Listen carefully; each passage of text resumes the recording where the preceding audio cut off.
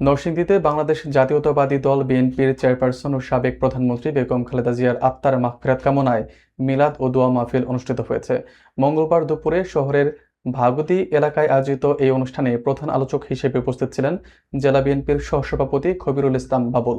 বক্তারা দেশ ও জাতির ক্রান্তি লগ্নে গণতন্ত্র রক্ষায় বেগম খালেদা জিয়ার আপসহীন সংগ্রামের কথা শ্রদ্ধাভরে স্মরণ করেন। বিস্তারিত হচ্ছে এম ওবায়দুল কবিরের প্রতিবেদনে। নরসিংদী জেলা বিএনপির উদ্যোগে সাবেক প্রধানমন্ত্রী বেগম খালেদা জিয়ার রুহের মাগফিরাত কামনায় এক বিশেষ দোয়া ও মিলাদ মাহফিলের আয়োজন করা হয়। আজ মঙ্গলবার বাদজোহর ৯ নং ওয়ার্ডের ভাগতি মীরবাড়ির মোড় এলাকায় হাবিবুর রহমান হাবিবের সভাপতিত্বে এই অনুষ্ঠান সম্পন্ন হয়। অনুষ্ঠানে প্রধান আলোচক খবিরুল ইসলাম বাবুল তার বক্তব্যে উল্লেখ করেন, বেগম খালেদা জিয়ার আজীবন গণতন্ত্রের জন্য আপসহীন সংগ্রাম চালিয়ে গেছেন।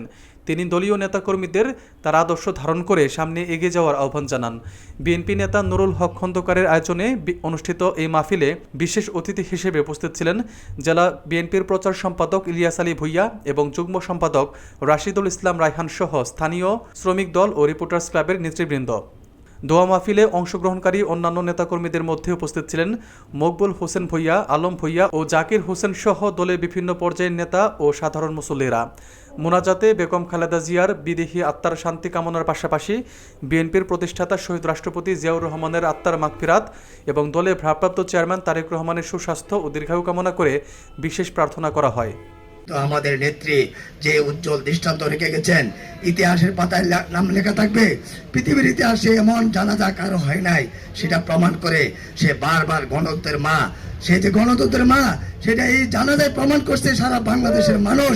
বাংলাদেশকে যখন আমাদের পাশের রাষ্ট্র বিভিন্নভাবে গ্রাস করার চেষ্টা করছে, এদেশের দামাল ছেলেরা যখন সেদিন এই ভারতীয়দের হাত থেকে বাংলাদেশকে রক্ষা করার জন্য বাংলাদেশের স্বাধীনতা, সার্বভৌমত্ব এবং গণতন্ত্র যখন বিপন্ন পর্যায়ে বাংলাদেশের গণতন্ত্রকে উদ্ধার করার জন্য যখন নেতৃত্ব শূন্য ছিল, সে বেগম খালেদা জিয়া বিএনপির হাল ধরলেন। এই বাংলাদেশের সংকটময় মুহূর্তগুলোতে বেগম খালেদা জিয়ার যে কি অবদান, সেটা অস্বীকার করার কোনো জন্য মহিলাদের জন্য স্বামী পরিত্যক্ত ভাতার ব্যবস্থা করলেন, বয়স্ক ভাতা চালু করলেন এবং মেয়েদেরকে, নারীদেরকে বিনা বেতনে শিক্ষা ব্যবস্থায় চালু করার জন্য উপবৃত্তি চালু করলেন এবং মেয়েদেরকে ইন্টারমিডিয়েট পর্যন্ত বিনা বেতনে লেখাপড়ার ব্যবস্থা করলেন। এই সেই মহিষী নারী বেগম খালেদা জিয়া। যারা চাঁদাবাজ, সন্ত্রাস, মাদক এবং বিভিন্ন অপকর্মের সাথে জড়িত, তাদের কোনো রাজনৈতিক পরিচয় নাই। তারা সন্ত্রাসী, তারা চাঁদাবাজ, তারা বিভিন্ন ধরনের অপকর্ম, তারা সমাজে বিশৃঙ্খলাকারী। তারা তাদেরকে সেভ করার জন্য রাজনৈতিক দলের ছত্রছায়ায় এসে তারা সমাজের মধ্যে বিশৃঙ্খলা সৃষ্টি করে। আল্লাহর ডাকে উনি আমাদের কাছ থেকে সরে গেছেন। আমি মনে করি এই বাংলাদেশের অস্তিত্বে আঘাত পড়েছে ওনাদের এই মুহূর্তে চলে যাওয়া। আজকে উনি যদি থাকতেন, আজকে আপনারা সবাই জানেন এই দেশগত যে সরকার পার্শ্ববর্তী দেশের নির্দেশে আঙ্গুলের হেলে নিতে এই দেশ চলেছে। প্রত্যেকটা দেশকে রয়ের এজেন্ট, নাগরিক তৈরি করছে। ওই দেশের ইশারায় এই সরকার চলেছে। আজকে প্রত্যেকটা সেক্টর, আমরা যে কোনো আইন শৃঙ্খলার পরিস্থিতি দেখি, পুলিশ বাহিনী, সেনাবাহিনী, স্বাস্থ্য খাত, শিক্ষা কার্যক্রম ধ্বংস করে ফেলেছিল। এর কারণ যাতে আমাদের দেশে কোনো মেধা তৈরি না হয়। মেধা তৈরি হইলে ওই মেধারা দেশের স্বার্থে, দেশপ্রেমিক ভাবে হয়ে যায়, এই দেশের স্বার্থে কথা বলবে।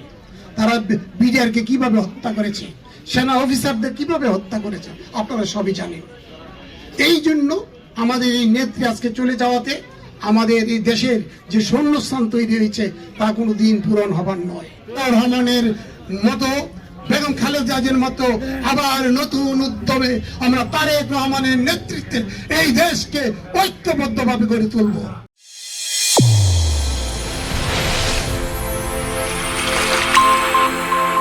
চ্যানেল A1 হৃদয়ের স্পন্দন।